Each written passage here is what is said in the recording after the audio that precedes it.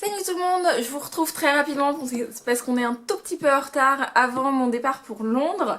Le programme du jour c'est l'Eurostar, arriver à Londres, dépôt des bagages et ensuite on fait des studios Harry Potter, donc je vous emmène avec moi pour tout ça et je vous retrouve sûrement ce soir pour faire un petit débrief.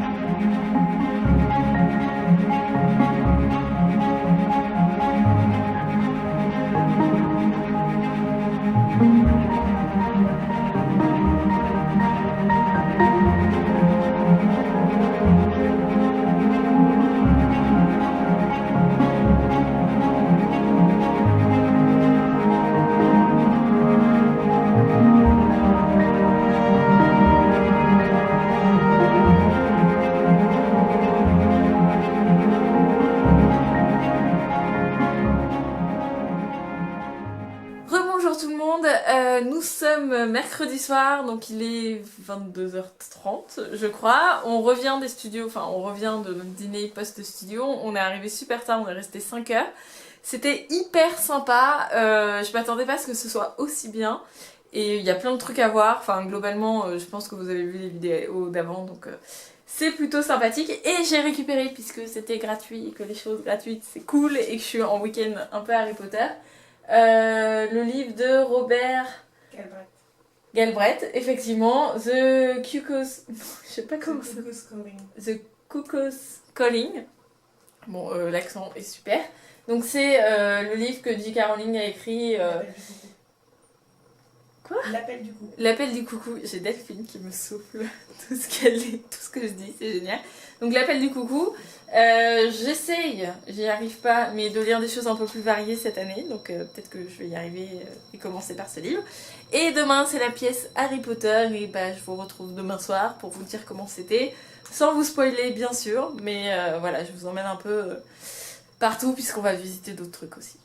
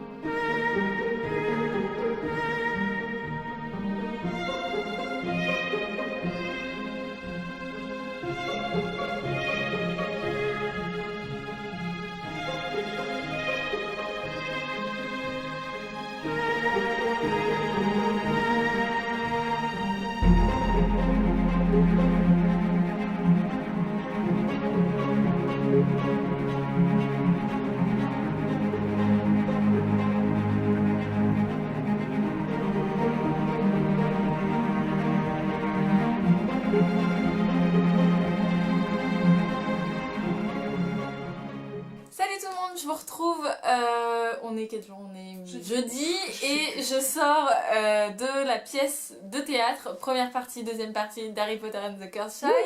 Et on est toutes un peu genre hyper excitées. Je vais rien vous raconter sauf que visuellement c'est magnifique.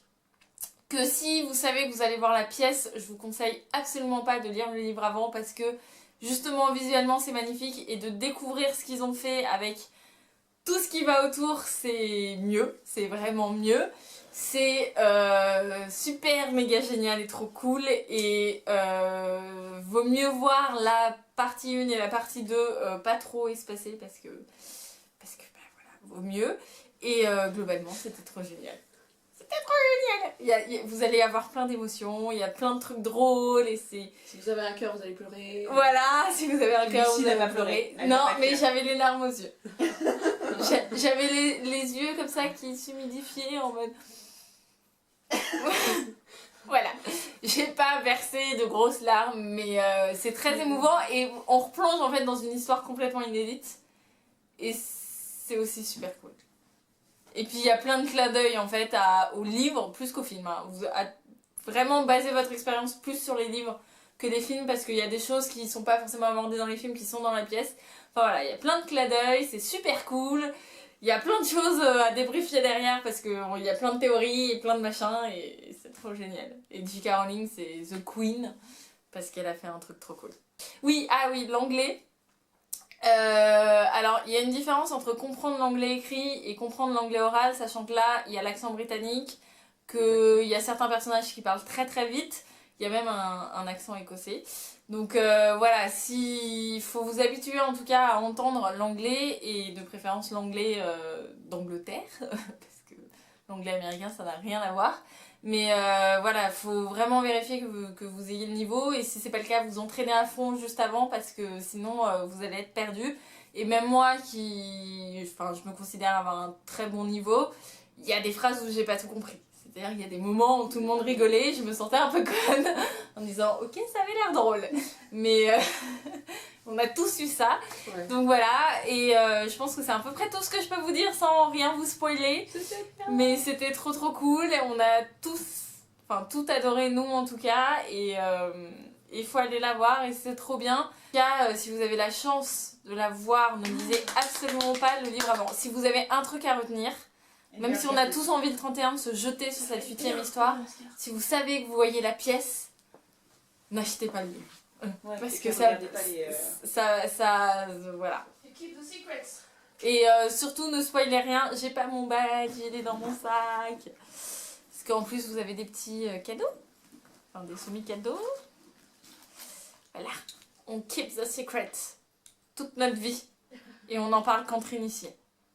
Harry Potter et the Cursed Child, c'est un club très fermé. Et voilà, c'est tout pour moi. Du coup, je vous filme après les 3 prochains jours qui seront des jours très de touristes en fait, puisqu'on va visiter, faire du shopping, ce genre de choses.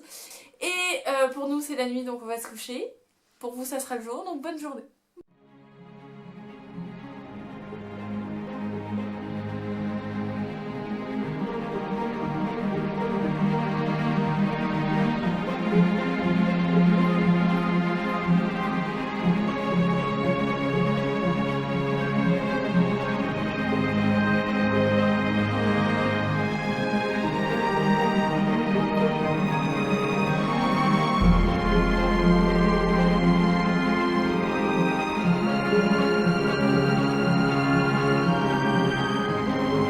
Alors globalement, voici ce que 3 filles à Londres, au bout de 3 jours, ont acheté. C'est beaucoup. Il y a beaucoup d'Harry Potter aussi, surtout là-bas. Surtout au fond là. Bon là aussi, hein. Oh quoi. Ah mais il est cool celui-là, je l'avais pas vu. Non mais c'est pour les enfants. Ah. Voilà, il y a même des sockets. Grosse fan. Bon, je vous montre ce que moi j'ai acheté parce que les filles, elles ont peut-être pas envie qu'on déballe leur vie. Donc moi, je me suis acheté un chapeau. C'est un nom, je sais plus ce que c'est, mais voilà, chapeau. Je me suis pris des petites cartes pour la déco de ma chambre, mon futur appart et tout. des carnets de dessin parce que j'ai envie, ah on me voit au travers, de me mettre / remettre au dessin. Tous ces livres là que vous avez dû voir dans un update lecture. Mon verre souvenir Butterbeer. Alors la Butterbeer c'est dégueulasse, on vous l'a peut-être, je vous l'ai pas dit dans le vlog mais c'est dégueulasse. Un retourneur de temps en porte-clés qui vont aller sur mes porte-clés maison. Les grenouilles de Choco Grenouille, voilà, parce qu'en anglais c'est chocolat frog. Je me suis acheté un grand sac parce que du coup je pense que ma valise n'est pas assez grande, mais parce que c'est bien aussi pour les voyages. Débardeurs, petit débardeur, petit t-shirt avec un fini très sympa, une robe. Primark, j'ai découvert Primark aussi, je n'avais jamais acheté à Primark. Une salopette parce que je voulais une salopette noire moulante depuis très longtemps et j'ai enfin trouvé. Mon t-shirt Quidditch que je n'ai pas essayé, qu'il faut que j'essaye, mais je suis très très contente. C'est un très grand week-end Harry Potter. Et enfin, mon t-shirt Hogwarts que je sais pas trop quand je vais le mettre parce qu'au boulot ça fait très très geek, mais on va y arriver. Et c'est tout pour le moment, donc vous aurez sûrement un deuxième point achat. Mais là, on s'est globalement lâché.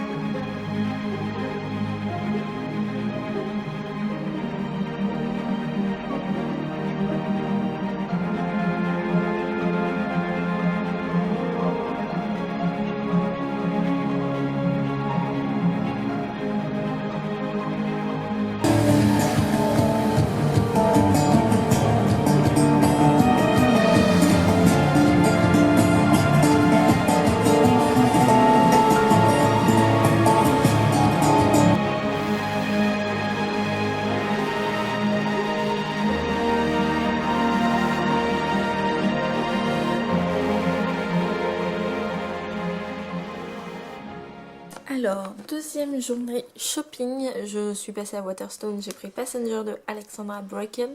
C'est apparemment un petit peu lent mais on verra bien. The Slipper and the Spindle de Neil Gaiman et illustré par Chris Riddle. J'ai jamais rien lu mais les illustrations ont l'air juste très très belles, donc j'ai hâte de m'y plonger. J'ai pris de l'huile de coco x3 parce que j'en avais un offert. Alors je sais qu'on trouve ça en France mais là il me restait des pounds, donc j'ai décidé de faire ça. Je me suis pris cette brosse qui est assez connue, que vous avez dû voir partout. Je me suis pris un pinceau pour le correcteur, ce t-shirt d'H&M, et j'aime beaucoup le motif. Et j'ai pris pour mes parents le Bulmer, qui est un cidre produit, je crois, en Écosse.